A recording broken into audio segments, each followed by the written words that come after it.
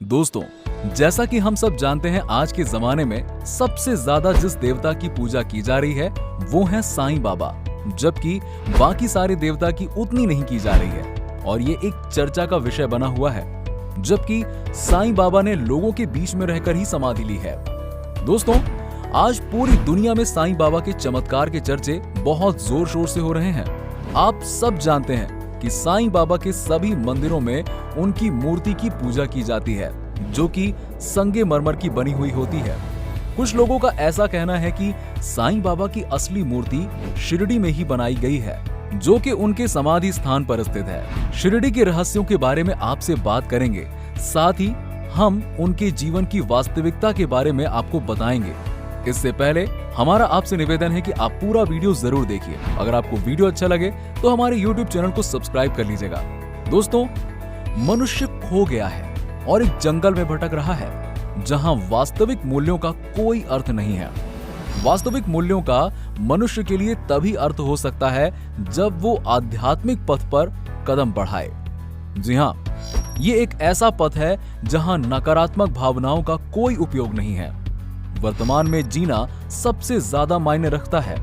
ये इस क्षण के तुम्हारे विचार और कर्म हैं जो तुम्हारे भविष्य को बनाते हैं। तुम अपने अतीत से जो रूपरेखा बनाते हो, वही तुम्हारे भविष्य के मार्ग की रूपरेखा बनाते हैं। ये कथन है साईं बाबा के। ये सारी बातें साईं बाबा ने खुद बताई हैं। भारत में बहुत से लोग वेदांती और सुन्नी हैं, जो दृढ़ता के एकेश्वरवादी हैं।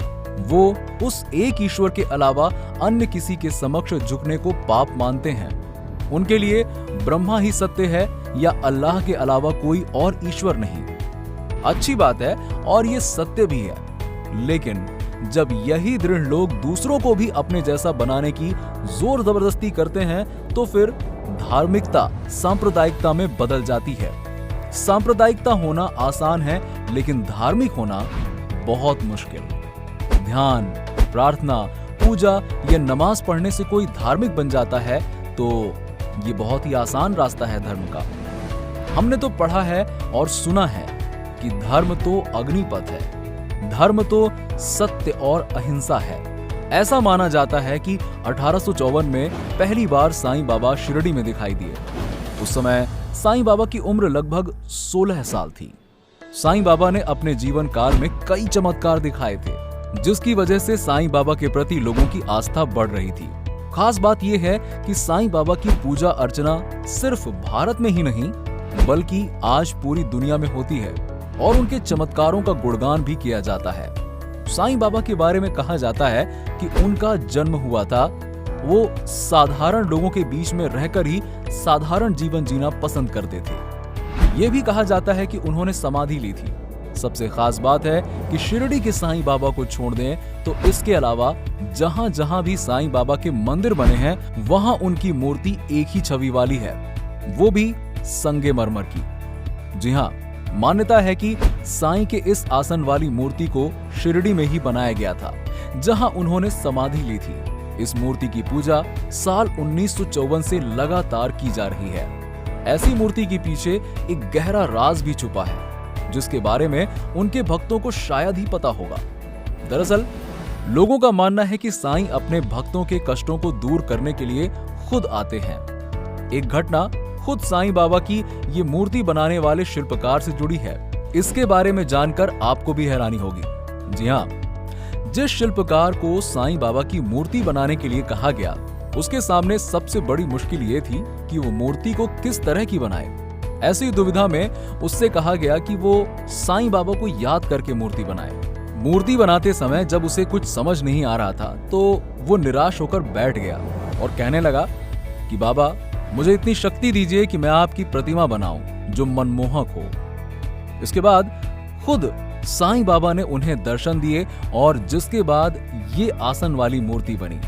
साईं बाबा की मूर्ति बनाने वाले का नाम वसंत तालीम है।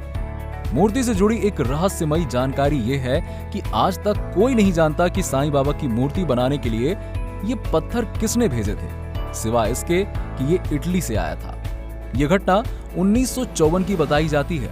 साईं बाबा की मूर्ति को बनाने के लिए मुंबई के बंदरगाह पर इटली से मार्बल आया था। मार्बल पर सिर्फ इटली लिखा था। इससे पता चला कि वो वहां से आया है। वैसे इसके बाद इस आसन वाली अब तक की लाखों करोड़ों मूर्तियां बन चुकी हैं, लेकिन शिरडी में विराज मूर्ति की तो बात ही अलग है। इस मूर्ति की खासियत है कि जब आप साईं बाबा को देखते हैं और गौर से देखते हैं तो बस लगता है बाबा को देखते रहें। दोस्तों, कैसा लगा आपको ये हमारा वीडियो? अगर अच्छा लगा हो तो वीडियो को लाइक कीजिएगा, ज्यादा से ज्यादा शेयर कीजिएगा, और अगर अभी तक आपने हमारे चैनल को सब्सक्राइब नहीं किया है तो चैनल सब्सक्राइब कर लीजिए। मिलते हैं आपसे नेक्स्ट वीडियो में कुछ और टॉपिक के साथ। तब तक के लिए नमस्कार।